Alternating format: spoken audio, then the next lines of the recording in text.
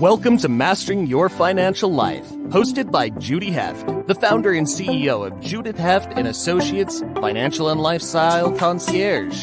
This year, they're celebrating 26 years in business. In every episode, Judy interviews professionals who help others successfully manage their financial lives. You can find this show on YouTube, LinkedIn, Apple Podcasts, Spotify, Google Podcasts, Stitcher, and more. Judy is the author of 2 books, How to Be Smart, Successful, and Organized with Your Money for a Better Today and Tomorrow, and her latest book, Mastering Your Financial Life Cycles, How to Successfully Manage Money in Every Decade of Life.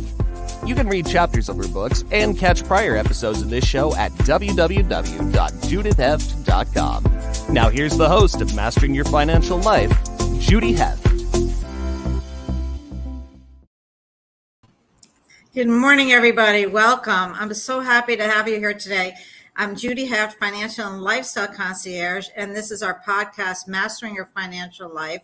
And today we're on episode 45. So today I'm here with Allison Dolzani. Allison is a partner at Julie Kessler LLP, and she specializes in high net worth clients and multi-generational clients, working with them to help them with sophisticated estate plan. She also works with them to do some post-nups and pre-nups, and I'm thrilled to have Allison here with me today. I'm sure we're going to learn a lot from her. Welcome, Allison. Hi, Judy. Thank you so much for having me. Oh, thank you for being here. So, I was reading in your biography, and some of the things that you work on are post and pre-nups, and to give us a little bit of background on that and what happens with that.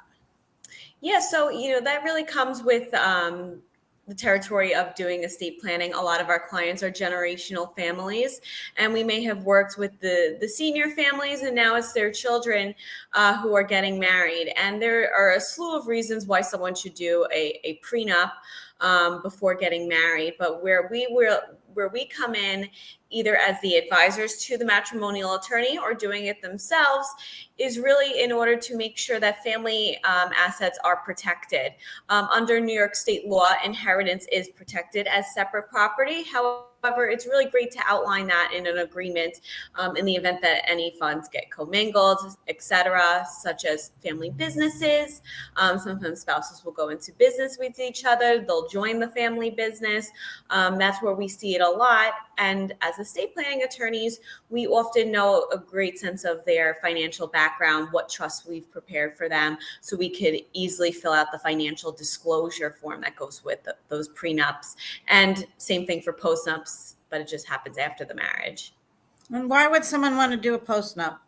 So that is a little tricky because it's kind of a harder conversation. You're already married, and but sometimes it comes up. Let's say one of the spouses starts a business and it becomes really successful. Again, very tough subject to have. Say like, well, listen, now I'm worth much more money. I need to protect my assets. But a lot of times it also comes into play with our clients who are in the entertainment business. They may have gotten married, but now they want to just organize everything. And they both come from a background where they understand, okay, I have very specific assets. So do you.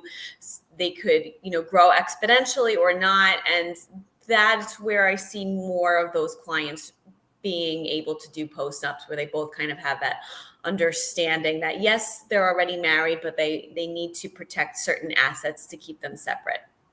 That's great information. That's really helpful. And, the other thing I was thinking about too is, what's the difference? Like, I know I've seen a lot of things, like I'm in some of these Facebook chat groups and I listen to what people have to say, and they have questions all the time about probate, and they're worried about paying too many taxes.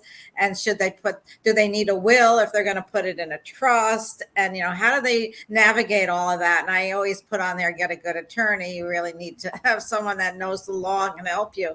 But, what are some of the, proactive things that people can do to get prepared? Yeah, so that's a great question. And there's so many different types of trusts out there, and people are sometimes confused. I feel like I need to set up a trust, or is my will sufficient? And, I first go and speak with them and ask them what their goals are.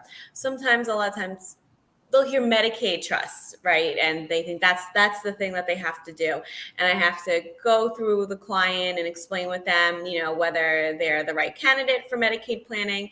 And I don't do any Medicaid planning, so I have a great colleague who does at a different firm, and I'll refer them. However, for their foundational documents, what I'm recommending 9 times out of 10, instead of doing a will, do a revocable trust. So out of the slew of all different types of trusts that there are, Medicaid trusts, different types of irrevocable trusts, which deal with more tax planning, I always make sure that the client starts out with a revocable trust. That way, I call it the will 2.0. It disposes of your assets at your death. It names a person to handle your estate. However, it avoids the whole probate process. If you set up the revocable trust and you retitle your assets to that trust during your lifetime, then upon your incapacity and death, the successor who you've named in your documents steps in immediately and avoids that whole court system, whole delay, whole expense of dealing with filing the paperwork, dealing with the attorneys to file the paperwork for probate, and that person can step in and manage your affairs. So you do recommend a trust instead of a will in some cases? Are these usually for higher net worth people that have more to lose, or doesn't it matter? No, I think it's even really beneficial. My slogan is, if you own a paperclip, you need a revocable trust, especially when you have young children, or maybe you're single and not all of your assets are joint. What happens is when you have joint assets, by operation of law, it passes to the surviving spouse. So sometimes probate's not needed.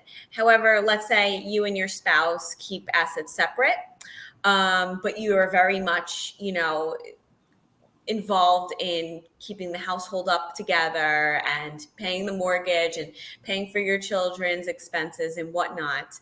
What happens is, upon death, in order to go through probate, you'll have to first locate the original will, hire an attorney to file for probate, which means completing a petition, filling out all family information, gathering asset information that all goes into the petition, serving people with citation who are your next of kin, unless they sign a waiver. And so that alone could sometimes take up to a month in order to gather the documents for the petition.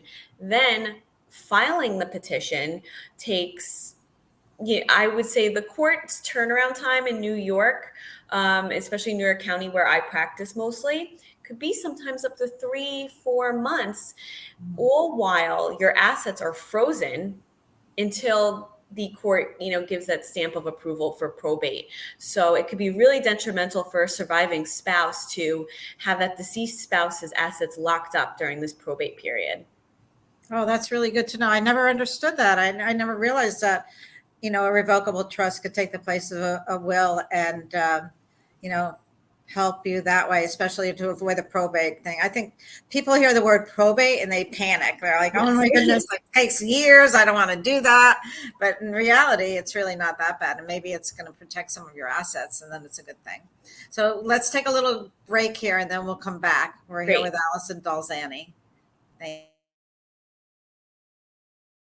there. I just want to tell you a little bit about my new book that just came out called Mastering Your Financial Life Cycles. And here it is. It's how to successfully manage your money in every decade of life. I co-authored this with my CFO, Liz Levy. And together we created this manual that's going to help you through every stage of life. We talk about having a baby. We talk about young adulthood, pre-retirement, what to do when you're at that age of retirement. If you're contemplating divorce, do you need an estate plan? We cover all of these, each subject in a different chapter. And I really think that you're going to find this so helpful, because at the end of every chapter, we have checklists that you can look at and you can use, and they can be a guide for you. So this is a wonderful manual that we've created. It's available on Amazon. You can also find it on our website at judithheft.com/book. And we're here for you. If you need anything, reach out. I hope you enjoy the book. Here's another picture of it, just so you know what's going on. Here it is. And I'm really proud of it. It's my second book. And I'd love to have you read it and give me your feedback.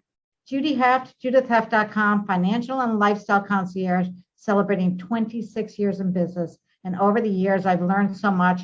And what I've been trying to do is impart a little bit of this knowledge to you so I can help all of you become as financially organized as I am.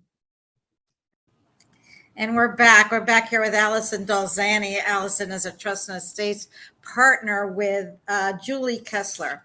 And so, we were talking about revocable trusts and wills and prenups, but what are some of the things, like when does someone think, what, I think I need to get an estate planning attorney, or I have to get my documents in order? It's like, because we know that as far as a will, once somebody turns 18, they're you need that, because God forbid something happens, then your parents can't do anything for you. So what are some of the other, times to consult an estate planning attorney to get your ducks in a row? Yeah, so I always tell people really any major life event. And a lot of times it's a preconceived notion with estate planning attorneys that doom and gloom, they kind of put us off. They don't want to deal with their mortality and financial issues and whatnot. But any major life event could be a happy event. Just as you're saying, when a child turns 18, a lot of times clients will come to us when their child's going to college. And I actually will do very basic documents for that child, such as a HIPAA release, a power of attorney, a healthcare proxy. So the parents could also still be involved should an emergency arise. And for other clients, they're having a baby, they're buying a home, starting a business, retirement, divorce. Those are all situations where you would need to contact your estate planning attorney.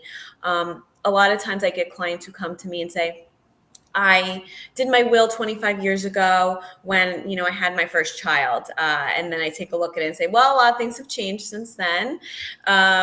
You should really look at your estate planning every 3 to 5 years. And especially for those major life events, for example, even such as divorce, a lot of times there are estate obligations in your divorce settlement agreement, and you need to update your will or revocable trust in order to satisfy those obligations. So it is really important when you're going through any sort of new chapter in your life to consult with your estate planning attorney. Yes, that's really helpful. And, it always surprised me when I talk to people and, couples with younger children, and they say they don't have a will and the reason, or a trust, and the reason is in the will part, they don't know who to leave their children to. They can't agree on the right person. Family situations aren't always great on this side, and the other side, they're not that great either. And, this person has a drug addict for a brother, or whatever the case may be, so that's, I've told people, what, make a decision today. You can always change it in a couple of years. You just really need to do something, have it in place, if God forbid something happens to you and your children. It's really more for the children. I think it's important there. So absolutely, yeah. Absolutely. And, especially for children, it really is a nightmare for children to inherit property outright when they're still a minor. The court is on a joint bank account, essentially, with the child's guardian until they're 18. And a great way to avoid that is in your will or trust to set up a sub-trust for that child until they're 18, 25, lifetime trust, in order to make sure that whoever you want can manage that child's affairs. This comes often with life insurance, beneficiary designations, retirement designations. Never, ever, ever name your minor child. Name a trust for that child to inherit the property. Well, Allison, this is really great information. I'm sure that our listeners learned a lot.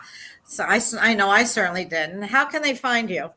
Yeah, so my contact information is, you see my name. My email is adolzani, with like my last name, at jndklaw.com. My phone number is 212-687-1466. And our offices are on 42nd in Madison. And I also have an office that I recently opened in October in Garden City, Long Island. Oh, that's great. Congratulations on the new office. So you're admitted exclusively in New York, or do you practice anywhere else? Yes, so I'm admitted in New York, and my office, we also can practice in New Jersey and Connecticut. We just can't deal with probate in those states, but we could draft documents. So really the New York metro area is my particular client base. Oh, that's great to know, Allison. And I'm sure they can find you on LinkedIn. Yes, absolutely. Great. Well, it was nice talking to you. Thanks for being a guest today. Thank you so much for having me. You've been listening to Mastering Your Financial Life, hosted by Judy Heft. Thank you for your positive reviews, comments, and sharing this show with others.